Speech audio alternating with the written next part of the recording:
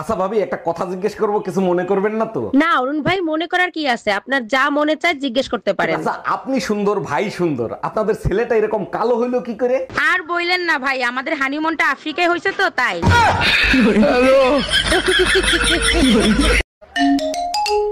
Hello. আচ্ছা, আপনি কি বিবাহিত? জি আমি বিবাহিত। আপনি কে? আমি তোর গার্লফ্রেন্ড, শালা দোকাবাজ। সরি বেবি, আমি ভাবছিলাম আমার বউ। আমি তোর বউই কইতে আছি, আজকে তুই শুধু বাসায় আয়। Bye bye. এত কেন ইচ্ছে করে তোমারে পাইতে, ঝাড়ু হাতে বইসা আছে জামাই মোর পাশে, আমার মনে লাগে ভয়। ঝাড়ুর বাড়ি খাইতে হয়।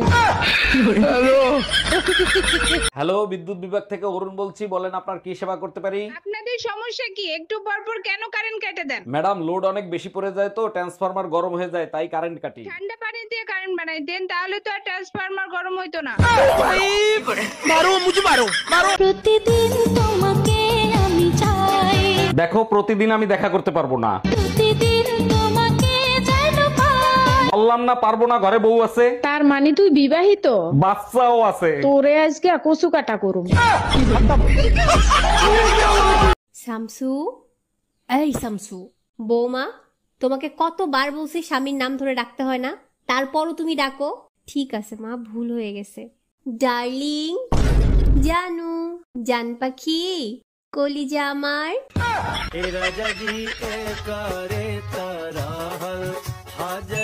অরুণ ভাই, শুনলাম আপনার দাদি নাকি প্রেগনেন্ট, মিষ্টি খাওয়াবেন না? এইটা কেমনে সম্ভব? দাদা তো 2 বছর ধরে কমায়। তাইলে নিশ্চয়ই অন্য কেউ গুলি করছে, আপনারা কেউ টের পান নাই। ও মনে পড়ছে, 6 মাস আগে দাদার 2 ঘন্টার জন্য জ্ঞান ফিরছিল।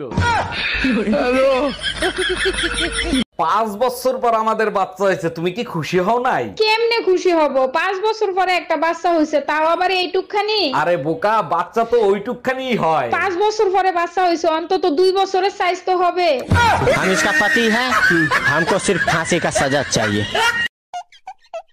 এই তোমার না কতবার কইছি লিপস্টিক দিবা না, আমার ভালো লাগে না। তো তোমারও তো কতবার কইছি সিগারেট খাবা না, আমার ভালো লাগে না। আর এটা তো খাওয়ার জিনিস।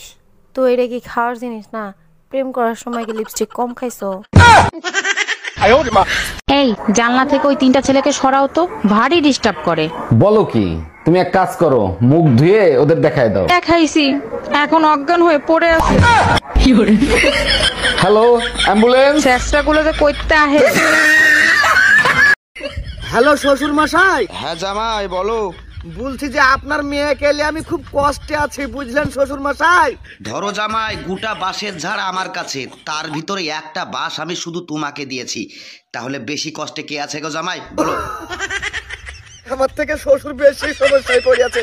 বাঁশের ঝাড় শ্বশুরের কাছে আছে, আর তার ভিতরে একটা বাঁশ আমাকে দিয়েছে শ্বশুর মশাই। আমি বুঝতে পেরে গেছি গো। ও আমার যেমন তেমন ভাবে আমার মনের মতন। এই তোমার ঠোঁটটা লাল লাল লাগতেছে কেন? তুমি কি লিপস্টিক লাগাইছো নাকি? আরে না, তুমি তো জানো শীতে আমার ঠোঁট ফাটে, তাই ভাবি একটু লিপ জেল লাগাই দিয়েছে। ভাবির কাছে তো লিপ জেল নাই, ভাবি তো একটু আগে আমার কাছ থেকে লিপ জেল লাগাই গেছে।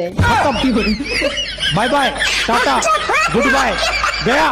পাখি রে, ও পাখি রে, যে আশায় বইছো জামাই, মাইয়ের গায়ে জ্বর। এইসব কি বলো তুমি? কার আশায় বসে আছি আর কার গায়ে জ্বর? যে পাখিরে ডাকতিছো সে শীতে বাড়ি গেছে, এখনো আসে নাই।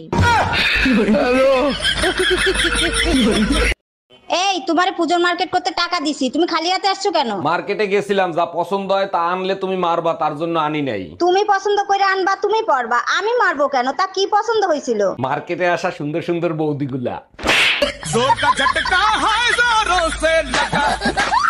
এই জানলা থেকে ওই 3টা ছেলেকে সরাও তো, ভারী ডিস্টার্ব করে।